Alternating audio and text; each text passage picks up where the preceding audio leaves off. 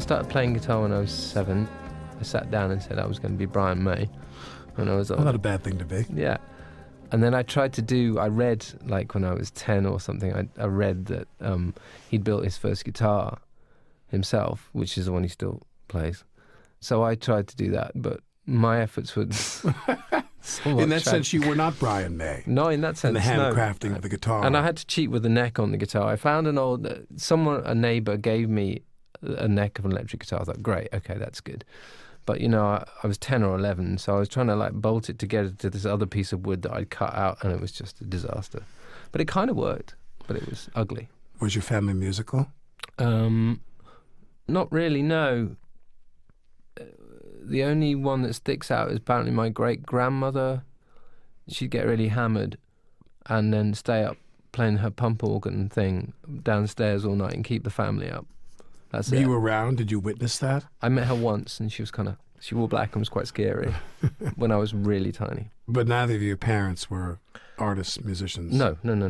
When the guitar came into your life when you're 7, Brian May or no, was it music itself, and were you moved by music itself, or was it like many people when they're very young? Was it rock stardom? Was No, never that. No, it was. You weren't running around your bedroom imitating Jagger, and you thought like you wanted to be a rock icon. My whole thing was we didn't have any sound system in the house. We had nothing, no hi-fi, nothing, except for in my dad's car, and it had a tape player in it. So I went and would sit for hours. I would sit for hours, and it was the sound of Brian May's guitar. Actually, it was one of those funny things where when you turn something up and you're in a very controlled, loud environment, just that sound was just, nothing else. It was that. When you're that small and I've never really heard music particularly at all up until that point. It's funny. It's got a weird thing, but I mean, lots of kids at that age, their parents didn't really have hi-fis or anything as such. The only guy I did know who had a hi-fi down the road only played ABBA, which I thought was worse than not having one, but that was me. Some ABBA's good. Yeah. And then the guitar, and you're trying to fashion your own guitar by the time you're 11. And then when do you take another step toward deepening your commitment? How old were you when you formed the band? 16. I did have a band when I was 11, but what's an 11-year-old band sound like? Don't say ABBA. Yeah, no, not very good at all. But it was very exciting, going round to a friend's house and setting up and jamming, and all our mates would come and hang out, and girls, which I thought, this is interesting. Yes. As puberty hit. But that sort of fell to bits because I kept fighting with the drummer. And then when I was 16, I was thinking, well, okay, I need to get this together, really, and just went round the school sort of choosing people. So you went around picking people, and what happened? I got Ed because he was dressed like Morrissey and he had some cool socks, and I saw he'd had a guitar. I had no idea whether he could play it or not. I didn't really care.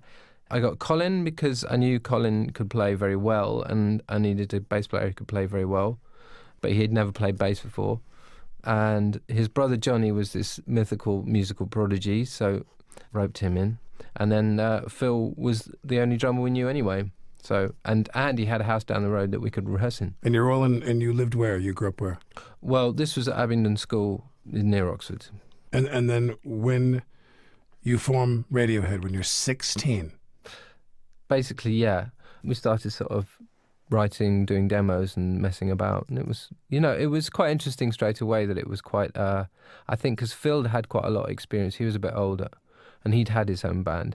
So he knew how to put things together a bit, and in fact we used to go and do demos in his sister's bedroom, right from the beginning, which was great. I mean, there's nothing better than just starting off by just trying to write demos from scratch, even though you can't really play, even though you don't know each other. That's where you start.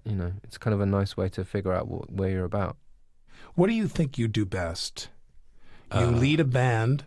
You I'm not very good at that. Well, you play guitar, you write music, you produce music, and you sing. What do you think your greatest strength is, if you had to pick one? So I don't know what I'm doing. Right. I like the fact that I still don't know what I'm doing. I think, well, no, honestly, I can't. I'll go through whole phases of months where I haven't got a clue. I regularly lose complete confidence in what I'm doing. Why do you think that is? Because I have the same condition. Why?